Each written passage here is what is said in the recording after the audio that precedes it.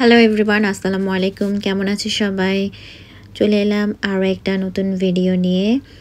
আজকে আমরা চলে এসেছি রিজন পার্কে। রিজন পার্কটা আমাদের বাসা থেকে কাছেই। তো এখানে এসে দেখলাম এটা 8টায় বন্ধ হয়ে যাবে। তো আমরা এখানে আস্তে আস্তে প্রায় 5টা বেজে গিয়েছে। যেহেতু আজকের ওয়েদারটা তেমন একটা ভালো ছিল না, বৃষ্টি ছিল, আবার মাঝে মাঝে হালকা রোদও ছিল।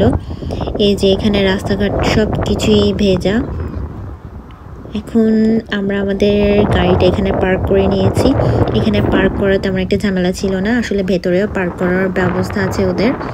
আকাশটা অনেকটা পরিষ্কার, আর এখানে হিথ্রো এয়ারপোর্টটা কাছে ছিল, যার কারণে প্রচুর প্লেন দেখা যাচ্ছিল। আর ওয়েদার ভালো না থাকার কারণে আশেপাশে মানুষজন এত ছিল না। প্রথমে যখন আমি ঢুকলাম তখন আমার এত ভালো লাগেনি, কারণ মানুষজনই নেই, তার মধ্যে ফাঁকা ফাঁকা। আমরা মূলত আজকে এই পার্কটাতে এসেছি হরিণ দেখার জন্য। তো অবশেষে অনেক দূর হাঁটার পরে আমরা অনেকগুলো হরিণ একসাথে দেখতে পেয়েছি। আমাদের অনেক আগে থেকে ইচ্ছে ছিল এই পার্কটাতে আসার, তো ফাইনালি আমরা আসলাম। আমাদের মূলত আসা হচ্ছে এখানে হরিণ দেখার জন্য, যে এইভাবে খোলামেলা হরিণগুলো ঘুরে বেড়ায়, দেখতে কিন্তু খুবই ভালো লাগে। কিন্তু যখনই ওদের কাছে যাওয়া হয় ওরা কিন্তু দৌড়ে পালিয়ে যায়। এই পার্কটা কিন্তু অনেক বড়, বিশাল একটা পার্ক।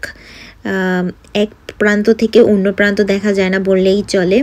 আর সাথে আকাশটা এত সুন্দর লাগছিল, মনে হচ্ছে যেন শরতের আকাশ, মাঝে মাঝে প্রচুর মেঘ। ওয়েদারটা আস্তে আস্তে ভালো হচ্ছিল। কিছু দূর যাওয়ার পরে আমরা প্রচুর হরিণ দেখতে পেয়েছি। আমরা আসলে অন্য হরিণও খুঁজছিলাম, চিত্রা হরিণ বলছিল ও, এখানে নাকি চিত্রা হরিণও দেখা যায়। আমি ঠিক জানি না, তবে আমরা এখানে আরও এক ধরনের হরিণ দেখতে পেয়েছি, সাদা হরিণ। তবে সাদা হরিণের দলটা অনেক কম ছিল, একটা দুটা হরিণ ছিল ওখানে। ওই যে দূর থেকে আমি জুম করে দেখছিলাম, কারণ এগুলো আরও অনেক দূরে ছিল। এখন আমরা মূলত যাচ্ছি হচ্ছে লেকের উদ্দেশ্যে। আমরা লেক দেখতে এসেছিলাম। লেকগুলো অনেক দূরে, আমরা যেখান থেকে এসেছি গাড়ি পার্ক করে সেখান থেকে প্রচুর হাঁটতে হয়েছে, প্রায় 25 থেকে আধা ঘন্টার মতো, 25 মিনিট থেকে আধা ঘন্টার মতো আমরা হেঁটেছি। হাঁটার পরেই কিন্তু আমরা লেক দেখতে পেয়েছি। আমি ভেবেছিলাম লেকটা হয়তো সুন্দর হবে, আর একটু সুন্দর হবে, অনেকগুলো হাঁস বক অনেক কিছুই থাকবে, কিন্তু প্রথমে লেক দেখে আমি একটু হতাশ হয়েছি। লেক আমার অতটা ভালো লাগেনি। কিছু দূর যাওয়ার পরে আমরা আরও একটা লেক দেখতে পেয়েছি। আর আজকের ওয়েদারটা খুবই ঠান্ডা ঠান্ডা ছিল, প্রচুর বাতাস ছিল, আর মানুষজনও তেমন নেই, সেই জন্য কেমন যেন একটু ভয় ভয়ও লাগছে, কারণ এত বড় একটা বিশাল পার্ক কিন্তু তেমন একজন মানুষজনই নেই বললে চলে। তো আসার সময় আমরা দেখতে পেলাম এই যে লেকগুলো এত সুন্দর লাগছিল যখন সূর্য অস্ত যাচ্ছিল, বিশেষ করে খুবই দেখতে সুন্দর লাগছিল। আমরা অনেকক্ষণ ওখানে ছিলাম, লেকের পাশে আমরা ছবি তুলেছি। আর এখন সন্ধ্যার দিকে করে হালকা পাতলা মানুষ এসেছে পার্কে ঘুরতে। এখন আমরা পার্ক থেকে আস্তে আস্তে বেরিয়ে যাচ্ছি। আজকে আমরা একটা আফগানি রেস্টুরেন্টে খেতে যাব। আমরা এখন চলে এসেছি আফগানি রেস্টুরেন্টে। এখান থেকে আমাদের খাবারগুলো অর্ডার করে নিয়েছি।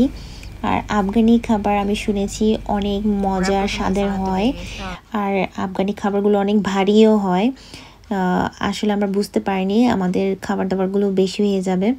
তো এরপর খাওয়া দাওয়া শেষে আমরা ওদের আফগানি যে স্পেশাল টিটা হয় সেটাও অর্ডার করেছি, সাথে অর্ডার করেছিলাম মিল্ক কেক। ওদের ডেকোরেশন, খাবারের যে পরিবেশন সেটা কিন্তু আমার খুবই ভালো লেগেছে। তো আজকের ভিডিওটা আমি এখানে শেষ করছি। সবাই খুব ভালো থেকো, খোদা হাফেজ। এটা দিয়ে বাকলাভা খেতে মজা হতো না, বাকলাভাটা নাই। কি গ্রাম দেখছো?